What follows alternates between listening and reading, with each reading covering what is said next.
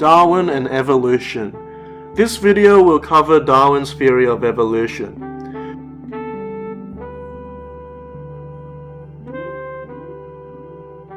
So Darwin was a naturalist who went on his 5-year voyage via the HMS BEagle in order to collect specimens, though the main purpose was to explore natural resources in foreign lands for the British Navy. Before Darwin, some figures proposed varying ideas as to why there is so much diversity in life. George Cuvier is one such, who was the founder of paleontology and believed that species didn't evolve. This highlighted the idea of the fixity of species. He believed instead that different species simply took over new niches due to catastrophes. This founded the catastrophists. Jean-Baptiste de Lamarck is another prominent figure who was a biologist who claimed that evolution and adaptation occurred in the environment to create diversity, but he thought that it was due to the inheritance of acquired characteristics. This was the use and disuse of certain structures which became inherited. For example, he believed that giraffes stretched their necks to reach higher trees for food, and so the characteristic of long necks passed on to their offsprings. His idea, however, would be rejected after Darwin's theory of natural selection, since species adapted to the environment based on no will of their own. However, this was rediscovered in epigenetics. Darwin was influenced by a number of other individuals in other disciplines. This included Charles Lyell in his Principles of Geology, who insisted of slow, continuous cycles of erosion and uplift that affect the geology of the Earth, which formulated the ideas of uniformitarianism about slow geological changes in the Earth. This helped to explain why some fossils of some sea creatures were found in places like the Andes Mountains, that they moved there over the period of hundreds of thousands of years. Darwin was also inspired by Thomas Malthus in his writings on an essay on the principle of population, which talked about the relationship between food consumption and the reproductive potential of humans. This gave way to his idea of the Malthusian cycle, in which population number cannot exceed the available resources, or if it does, it would cause mass starvation, which in turn reduced the population. This explained how the population would persist under and never exceeding a certain limit. That was until the Industrial Revolution for humans.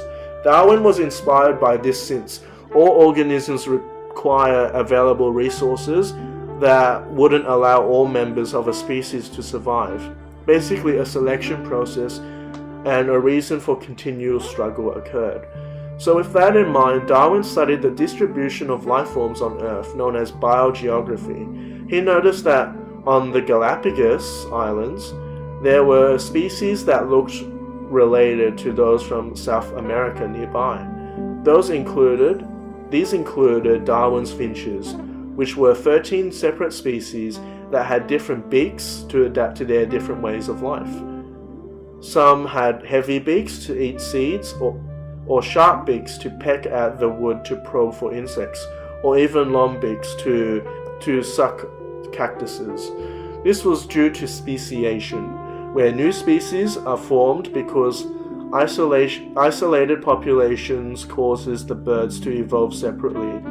Darwin also took note of tortoises, which were unique to each of the islands on the Galapagos, and evolved features such as long necks to reach high up cactuses or short necks to eat the abundant foliage. This eventually became the groundwork of Darwin's ideas on adaptation, where any characteristic that makes organisms more suited to its environment often took many generations to evolve. Darwin returned to England in 1836 and waited almost 20 years before publishing his book on the origin of species. During this time, he met Alfred Russel Wallace, who had a similar idea about new species arising due to natural selection, and he was also an English naturalist. but he traveled to other places like the Amazon and Malay. After reading Malthus's work and being sent a complete essay by his good friend Wallace on natural selection, Darwin decided to publish his work. Darwin's theory of natural selection. Natural selection is the process that results in the evolution of organisms well adapted to their environment, requiring that members of a population have heritable variations. The offsprings of a population are produced more than the resources of an environment can support. Individuals favor traits that survive and reproduce compared to those that lack of certain traits.